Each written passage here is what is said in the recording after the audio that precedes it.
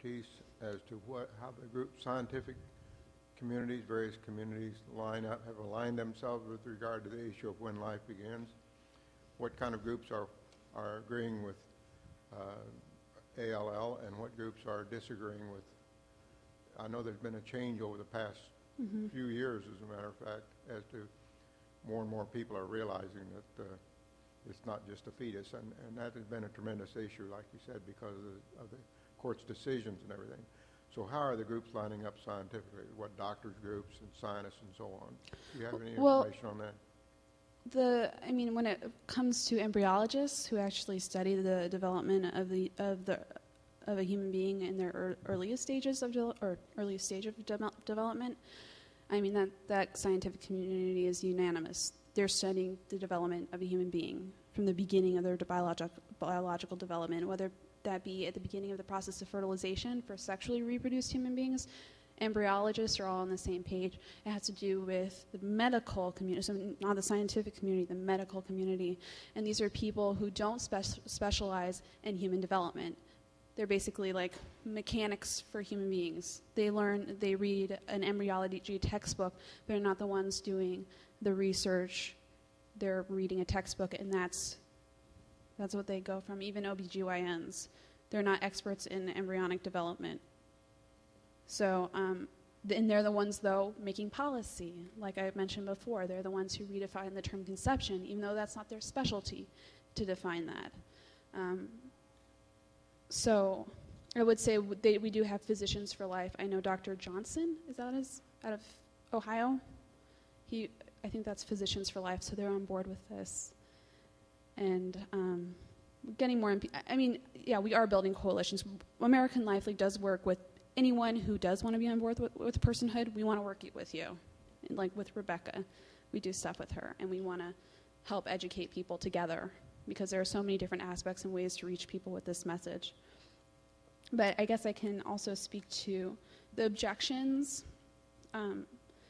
I get really bothered by the objection that Rebecca faces a lot because we're pro-life. Okay, being pro-life is standing for the most vulnerable people in our society. Why? But who among them are more vulnerable than those whose fathers are criminals and whose mothers are sick?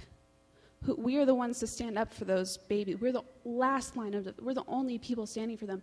So why, when we're standing up for the most vulnerable, are we throwing the most vulnerable of this group of people under the bus? I mean, to me, it's a no-brainer. That's why I have hardly the patience to address it, because that's why I'm pro-life. It's for these babies who don't have anyone else to protect them. That's why we're pro-life, because their own parents are confused about how to raise them, how to protect them, how to be parents. Anyway, any more questions? Keep going. You do press releases too for AL. Oh yeah, thank you. Yeah, we do. We can help you publicize your events as well. We'll issue any press releases. We also have an associates program, so I know that Rich Newhouse is here, and he's recently associated his group with American Life League, and we can help you with materials, free materials every month, but also help. I mean, being associated means we're going to help promote your events and vice versa, so, and your work. Sorry, go ahead. Yeah, I just had a question. So if someone in a particular state wants to introduce personhood or get it going, are you really the person to contact? Mm-hmm. At American Life League, yes. Okay, good. So in other words, it's kind of the first stop when they want to do it. They stop with you, and then you kind of get them going. Is there a blueprint for doing it, or do you just have suggestions and guidelines they follow, or how do you do it? Well, I would put you in touch with people who also in your state have contacted us about it and are working on it, just to make sure. Also, Personhood USA, see what they have going on, how we can help. But the way Personhood USA, we've been pushing for it and advocating for personhood, and Personhood USA has really put feet to that in terms of laying out a blueprint. And usually what they do is have a strategy or a planning meeting, and just people who are interested in doing it will come. Personhood USA comes, I come. if you like me to, if you want them to, and we'll come and help you just explain what personhood is, basically what we've been doing. This is what it is. Many people are like, wow, I've heard this is a great strategy, or this is something we want to do, but we don't really know what we're talking about or what it is or how we're going to do this. Well, that's what this meeting is about. We lay it out for you, what's involved, what you have to do first. Okay, are you guys still in? You still want to do it? We'll help you. Do you still want to do it? And then you lay out a plan from there about how to set this in action. How do you create if you are in a petition initiative state, what's the process of doing this, of filing to do that petition? If you're in a legislative state, well, what legislators can we approach with this first? Who do you know?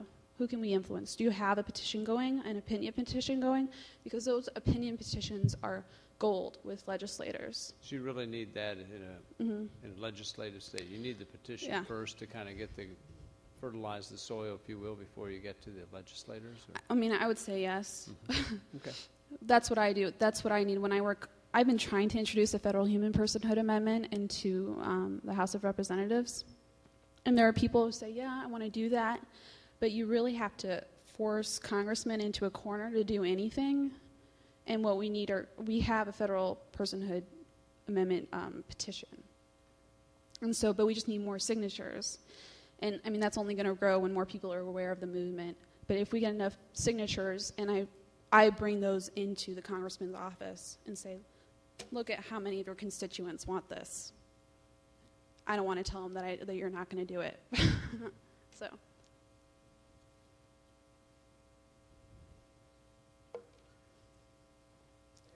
Oh, please.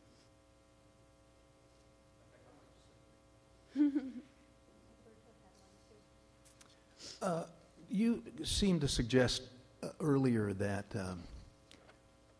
people of your generation might have a better understanding of the situation about abortion than, say, my generation. And that doesn't seem to make sense to me because, again, like you said, you were born into it. Why would you say that your generation seems to have a better understanding of abortion and what it is? I think, I don't know of understanding of what it is. I think it's more, I think we have more of a sense of urgency, or at least we act with more urgency. I think some people have gotten used to defeat, and we just suffered the consequences of the Holocaust. We haven't, maybe we need to try things that have been tried before. I mean, personhood has been tried before. That was the original focus of the whole pro-life movement. And many people in the older generation are jaded by that not working right away. But we're not jaded yet. And there are more and more younger pro-life people. And that's a lot of influence. That's a lot of energy. So, and you'll find, go ahead. I just wanted to bring something up because I worked at American Life League too, and it's one of the things that we haven't really touched here, but that I think is really important, and that's the position of the Catholic Church with regards to this. It's, it's personhood is a very Catholic concept, but people are shocked to find that when they go to their church, to their hierarchy for support, it's not there, and that's sort of, we have this. I always see it kind of like steps of denial, that we go through, and as Catholics, we're like, yeah, this is awesome, this is pro-life, it's in the catechism, our pastor, priest preaches about it, and then you go and you try to get help, and it's not there, and then not even is it not there, but there's opposition. And so could I get a show of hands or a feel for how many people are here from different states other than Kansas? Okay, so there's a lot of different states. Thank you for coming. I don't mean to take over her time either. I just thought since American Life League is a Catholic organization, it's something that we could talk to you about, because regardless of whether you're Catholic or not, it's something you're gonna run into, and it's a lot of times it's sort of the seed of this opposition within the pro-life movement. They have the same channels of power and the same sort of influential people. So maybe we should talk a little bit about that. Yeah, absolutely. And this is something that I have done with other state initiatives. If you need someone to meet with you with your Catholic conference, or go meet with your Catholic conference for you. I've done that. I'll go talk. I know that Guabe is, well, after Colorado has won, Guabe can do that. He's worked amazing inroads with the church in Colorado. I mean, compared with the last time around, he's done a great job. It's amazing, the opposition, and it's really a matter of the networks that are already established. The Catholic conferences are friends with people who do pro-life, who have been working in the pro-life legal field for a really long time, and they have these friendships and relationships, and it's hard to come into that when they already have someone they're working with who doesn't believe in personhood. That's what we're up against. So it's just a matter of speaking the gospel to them. I mean, maybe you're not going to get them the first time around, but just say, we're going to do this anyway. We're not really looking for your permission because we know that this is, if you're talking to the Catholic conference, this is a Catholic principle.